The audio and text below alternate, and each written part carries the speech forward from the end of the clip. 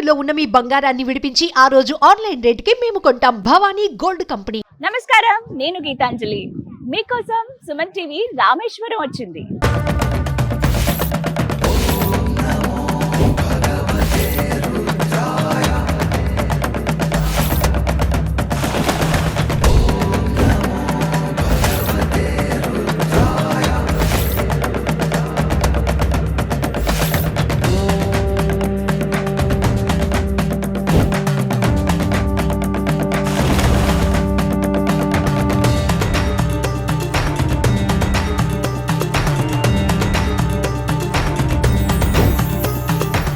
రామేశ్వరంలో Suman TV. 2 నదులు కలవడం మీరు చూసే ఉంటారు, 2 సముద్రాలు కలవడం మీరు ఎప్పుడన్నా చూసారా? ప్రస్తుతం అదే ప్లేస్ లో నేను ఉన్నానండి. రామాయణ చరిత్రకు సజీవ సాక్ష్యంగా నిలిచిన ప్రదేశం ఇది. ట్రావెలర్స్ బకెట్ లిస్ట్ లో ఖచ్చితంగా ఈ ప్లేస్ ఉండి తీరుతుంది. భారతదేశంలోనే చివరి భూభాగం Dhanushkodi. World most scenic place అయినటువంటి ధనుష్కోటికి సాంఘిక పరంగా, పురాణాల పరంగా ఎంతో చరిత్ర ఉందండి. ఈ బ్యూటిఫుల్ ప్లేస్ ని చూస్తూ ఆ విశేషాలు మాట్లాడుకుందామా? రండి. ఇక్కడ నా వెనకాల కనిపిస్తున్న పిల్లర్ చూసారా? నేషనల్ ఎంబ్లెమ్ 4 సింహాలు. ఇండియా బోర్డర్స్ ఎక్కడెక్కడైతే ఉంటాయో ఆ కీ పాయింట్స్ దగ్గర ఖచ్చితంగా మన నేషనల్ ఎంబ్లెమ్ ఉంటుందండి. ఇది భారతదేశ చివరి భూభాగం కదా, అందుకే ఇక్కడ ఒక పిల్లర్ పైన 4 సింహాలు మనకు కనిపిస్తున్నాయి. ఈ శిలాఫలకం మీకు చూపిస్తాను చూడండి. NH49 Rameswaram Arichamunai road. ఇది ఇనాగ్రేటెడ్ బై ప్రైమ్ మినిస్టర్ 2017వ సంవత్సరంలో ప్రధాని నరేంద్ర మోదీ గారి చేతుల మీదుగా ఇనాగ్రేషన్ జరిగిందండి. ఇప్పుడు ఇలా పిల్లర్ పెట్టి దానిపైన అలా మన నేషనల్ ఎంబ్లెమ్ పెట్టారనమాట. ఇది మనకి ఎంత దూరం నుంచి చూసినా సరే కనిపిస్తుంది. యాక్చువల్గా ధనుష్కోటి లైట్ హౌస్ ఒకటి బాగా కనపడుతుంది దూరం నుంచి వస్తూ ఉండగా మనం రామేశ్వరం నుంచి. అలాగే ఇంకా చివరి పాయింట్ ఇదేనండి. ఇంకా ఎడ్జ్కి వెళ్తే సముద్రమే. ధనుష్కోటి 2 సముద్రాలు కలిసే ప్రదేశం అండి. ఇక్కడ మనకి చాలా క్లియర్ గా అర్థమవుతుంది. వాటర్ కలర్ లో మనకి డిఫరెన్స్ తెలుస్తుంది. 2 సముద్రాలు, ఒకటి కొంచెం లైట్ గ్రీన్ షేడ్ అంటే సీ గ్రీన్ అంటారు కదా, ఆ షేడ్ లో కనిపిస్తే ఇంకొకటి కొంచెం డార్క్ కలర్ లో ఉంటుంది. ఈ 2 సముద్రాలు ఏకమయ్యే చోటు ఇక్కడే.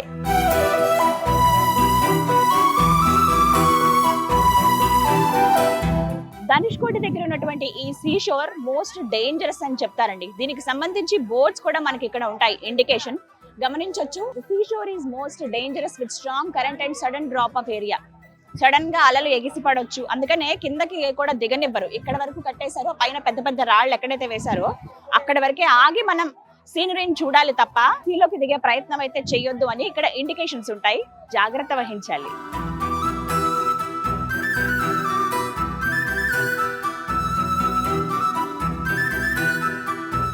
ఇక్కడి నుంచే లంకకు వానర సైన్యం వారధి నిర్మించింది. అదే రామసేతు.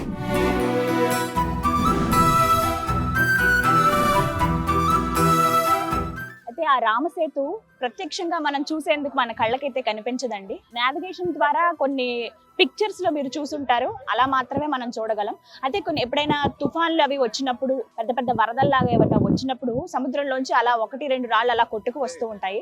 అలా వచ్చిన వాటిని దేవాలయంలో భద్రపరుస్తూ ఉన్నారు.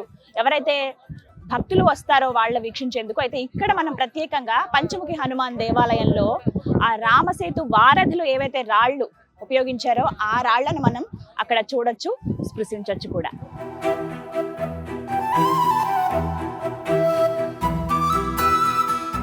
భారతదేశ చివరి భూభాగం ధనుష్కోటిలో మనం ఉన్నాం కదండి. ఇక్కడ నుంచి శ్రీలంక 18 కిలోమీటర్లట.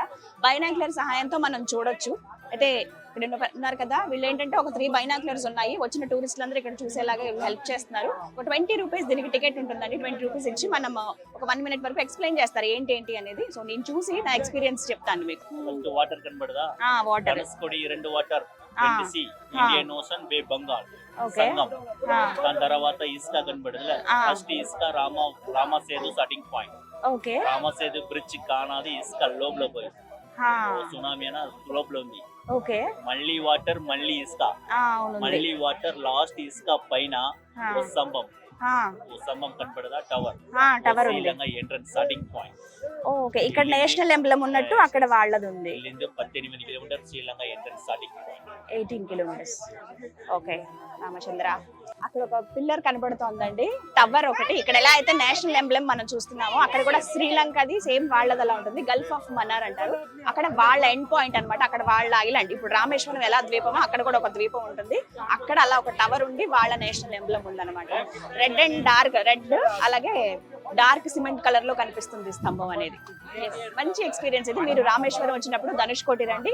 ఇక్కడ నుంచి డెఫినెట్ గా ఈ ప్లేస్ ని చూడండి. రామసేతు పైకి మనకి కనిపించదట్టి పరిస్థితుల్లో నావిగేషన్ లో ఉన్న పిక్స్ ద్వారా మాత్రమే మనం చూడగలుగుతాము, మునిగిపోయింది కాబట్టి. బట్ ఇక్కడ నుంచి అయితే చాలా బ్యూటిఫుల్ వ్యూ అండి. అంత దూరంలో ఉన్న దగ్గర ఉన్నట్టుగా కనిపిస్తుంది. Very nice experience. మీరు కూడా ఖచ్చితంగా వచ్చి అనుభవించండి, అనుభూతి చెందండి. Thank you.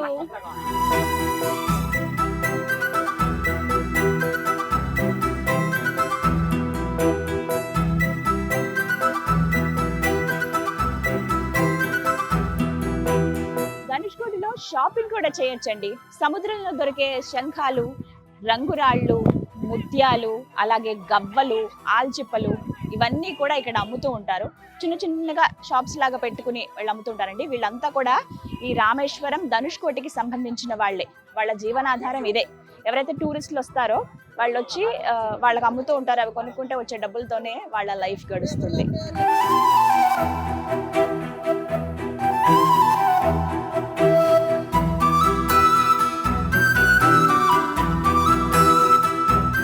ధనుష్కోటి ఈ ప్రాంతం అంతా కూడా నేవీ కంట్రోల్లో ఉంటుందండి. టైమింగ్స్ కూడా మనకి ఉదయం 6 గంటల నుంచి సాయంత్రం 5:30 గంటల వరకు మాత్రమే. 5 o'clock తర్వాత ఈ బార్డర్లోకి ఎవరిని కూడా ఎంటర్ అవ్వనివ్వరు. మరీ ముఖ్యంగా చాలా స్ట్రిక్ట్ గా ఉంటుందని చెప్పుకోవాలి. అయితే మార్నింగ్ 6 o'clock కల్లా ఇక్కడ ఓపెన్ ఉంటుంది కాబట్టి ఆ టైంకి సన్ రైజ్ వ్యూ చాలా బాగుంటుంది. మీరు ఒకవేళ రామేశ్వరం వస్తే గనక ఆ టైంకి ప్లాన్ చేసుకోండి. అద్భుతమైన వ్యూ మీరు చూసిన వాళ్ళు అవుతారు.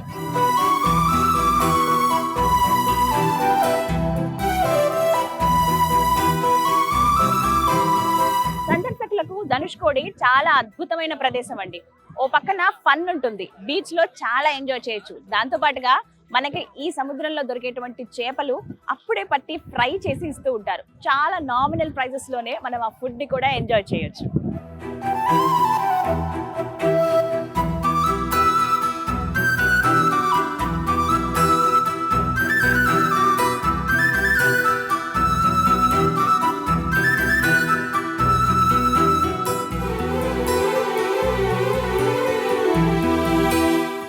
ధనుష్కోటి ప్రాంతం సంవత్సరం పొడవునా సందర్శకులతో కోలాహలంగా ఉంటుంది. ప్రత్యేకించి చెప్పాలి, సంవత్సరంలో కొన్ని నెలలు అంటే నవంబర్ నుంచి ఏప్రిల్ వరకు ది బెస్ట్ టైం అని చెప్తారు.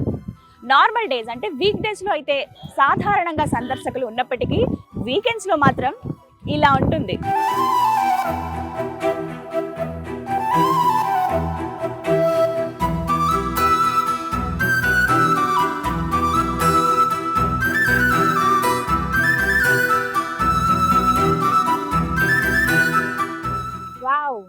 ఎంత బ్యూటిఫుల్ ప్లేస్ కదా. చూస్తున్న మీకు డెఫినెట్ గా ఇక్కడికి రావాలనిపిస్తుంది కదా.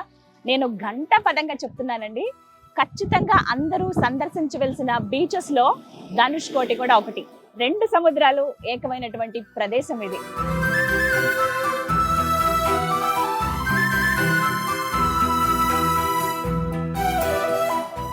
ధనుష్కోటి ఈ ప్రాంతం రామేశ్వరం దగ్గర నుంచి 20 కిలోమీటర్లండి.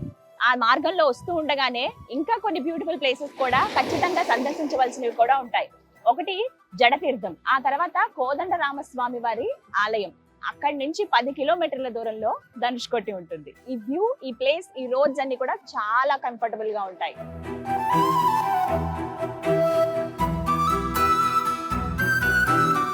ఈ ధనుష్కోటి తీరంలోనే శ్రీరాముల వారికి ఉడుత సాయం చేసింది, చరిత్రలో నిలిచిపోయింది.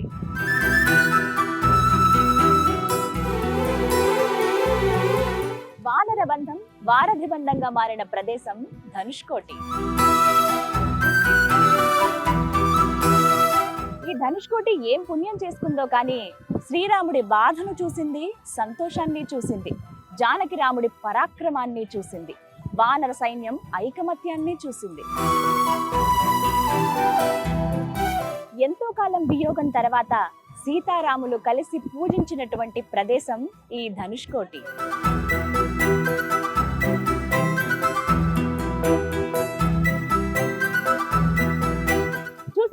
ధనుష్కోటి అందాలను మీరు ప్రత్యక్షంగా వచ్చి చూస్తే ఇంకా బాగుంటుంది. అలాగే రామేశ్వరం వచ్చాను స్పెషల్ గా ఇలాంటి వీడియోస్ అన్ని మీకు చూపించడానికి. రామనాథ స్వామి దర్శనంతో పాటుగా ఇలాంటి ముఖ్యమైన ప్రదేశాలు చాలా ఉన్నాయి. వాటన్ని వీడియోస్ కూడా మీరు డెఫినెట్ గా చూడండి.